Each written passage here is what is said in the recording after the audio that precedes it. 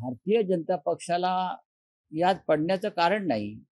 राहुल गांधींनी निवडणूक आयोगाला प्रश्न उपस्थित केले आणि निवडणूक आयोग सध्या भारतीय जनता पक्षाच्या प्रवक्त्याप्रमाणे काम करतं, हे काय सगळ्यांना माहिती आहे. उद्या कदाचित भारतीय निवडणूक आयोगाच्या वतीनं गौतम अडाणी प्रवक्ते म्हणून बोलायला समोर येतील. आश्चर्य वाटायला नको. गौतम अडाणींचा जर तुम्ही विषय काढला तर हिंडेनबर्ग प्रकरणामध्ये सेबीनं गौतम अडाणींना क्लीन चिट दिली आहे. ते म्हणतात काही आरोप त्यांच्यावर सिद्ध झाले नाही आणि त्यावर गौतम अडाणी याच्यावरती सत्यमेव जयते. नाही, सत्यमेव जयते गौतम अडाणी बोलायला लागले तर संविधानातील सत्यमेव जयतेची व्याख्या बदलावी लागेल, एवढंच मी सांगेन. बोलिये सर. आणखी काही राज्यातले विषय आहेत. काल तुम्ही आनंद दिघे यांच्या बाबतीत जी काही भूमिका किंवा जी विधानं केली त्याबद्दल ठाण्यात किंवा शिंदे समर्थकांमध्ये प्रचंड नाराजी आहे, तुमच्यावर प्रचंड टीका झालेली आहे. सगळ्यात आधी कोणाचीही नाराजी नाही. ठाण्यात नाराजी म्हणजे ठाणे यांच्या बापाचं आहे का? ठाणे शिवसेनेचं आहे, बाळासाहेब ठाकरेंचं आणि आनंद दिघे यांच्या शिवसेनेचं, यांच्या शिवसेनेचं नाही. मी अत्यंत जबाबदारीनं कालचं विधान केलंय आणि त्याच्यामुळे ज्यांना मिरच्या लागायच्या आहेत त्या लागलेल्या आहेत. तुम्ही आनंद दिघे साहेबांचा फोटो हा मोदीपेक्षा मोठा घ्या ना.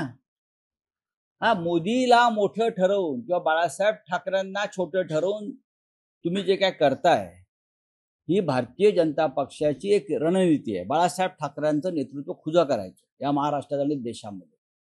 एक लक्षात घेतलं पाहिजे, काल ज्यांनी माझा निषेध केला मी त्यांचं स्वागत करतो.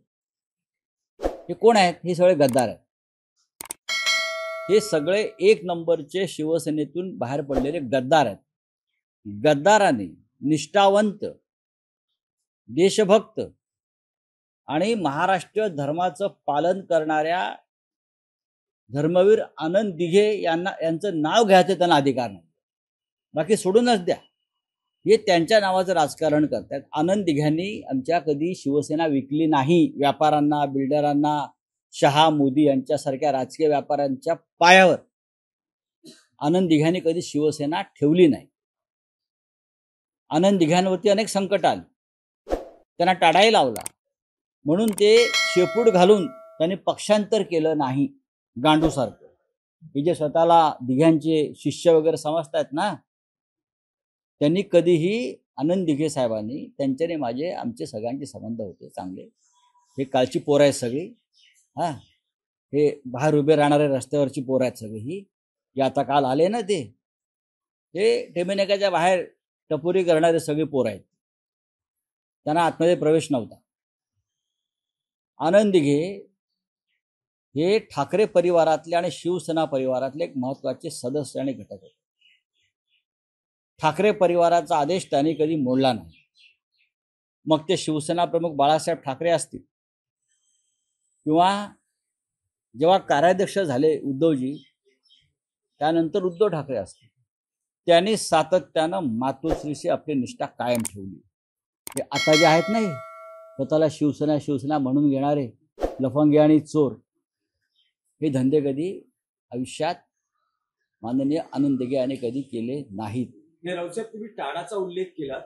जे तुमच्यावर आता टीका करतात किंवा तुमचा निषेध करतात ते म्हणतात की राऊत यांच्या मुलाखतीनंच दिघे साहेबांना टाळा. असं कधी आनंद दिघे साहेबांनी म्हटल्याचं माझ्या लक्षात नाहीये की संजय राऊतांमुळे मला त्रास झाला. अजिबात नाही. आम्ही त्यांना तुरुंगात भेटायला जात होतो सातत्यानं. सुटल्यावरती ते माझ्या इथे घरी आले होते. राजकारण ह्यांना कळत नाही. त्याच अटकेनं आनंद दिघे धर्मवीर झाले.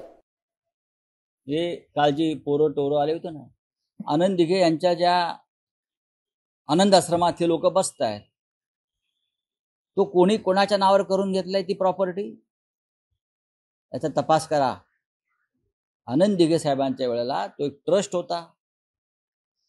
दिघे साहेब तिथून काम करायचे आणि आज ती प्रॉपर्टी म्हणून कोणी कोणाच्या नावावर करून घेतलेली आहे, धमक्या आणि दहशत निर्माण करून. हे मी सांगेन, दिघे साहेबांनी असे उद्योग कधीच केले नाही. दिघे साहेब हे व्यापारी नव्हते. त्यांनी शिवसेनेचा व्यापार केला नाही आणि त्यांनी कधीही कोणत्याही पदासाठी मातोश्री होती, मला स्वतःला काही पद पाहिजे, मला मुख्यमंत्री व्हायचं आहे, मला मंत्री व्हायचं आहे, मला नेता व्हायचं आहे, अशी कधीच मागणी केली नाही. ठाणेसारख्या जिल्ह्याचे ते एक सर्वोत्कृष्ट जिल्हा प्रमुख म्हणून त्यांनी काम केलं आणि ते महाराष्ट्रातले एक आदर्श जिल्हा प्रमुख असल्याचं बाळासाहेब ठाकरे वारंवार आपल्या भाषणात सांगत होते.